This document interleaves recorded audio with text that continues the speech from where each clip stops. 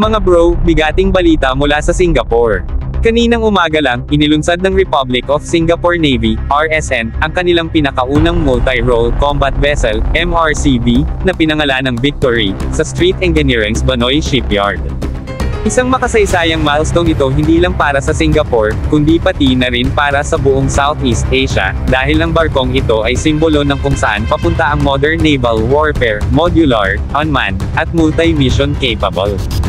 Ang MRCV ay dinisenyo bilang mothership ng mga unmanned systems, ibig sabihin, kaya nitong mag-deploy ng drones sa himpapawid, unmanned boats sa dagat, at kahit unmanned underwater vehicles sa kailaliman. Ang ganitong setup ay nagbibigay ng napakalawak na tactical flexibility. Isipin mo, mga bro, isang barko lang, pero pwedeng magpatakbo ng buong swarm ng unmanned assets na kayang magsagawa ng surveillance, electronic warfare, o kahit precision strike missions, lahat sabay-sabay.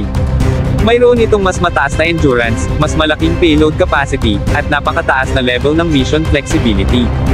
Talagang quantum leap ito mula sa kasalukuyang Victory-class missile corvettes nila. At oo mga bro, hindi coincidence na Victory rin ang pangalan ng unang unit, parang sinasabing panalo na agad sa technology game ang Singapore pagdating sa naval modernization. Kung titingnan natin, mga bro, napakalaking inspirasyon nito para sa mga kapitbahay sa ASEAN, kasama tayo, syempre. Habang pinapanday natin ang sarili nating modern navy, magandang tingnan ang modelo ng Singapore, focused sa multi-role capability, unmanned integration, at network warfare. Yan ang tunay na future-ready fleet. Sana, mga bro, sa susunod na dekada, makakita rin tayo ng ganitong level ng innovation sa Philippine Navy.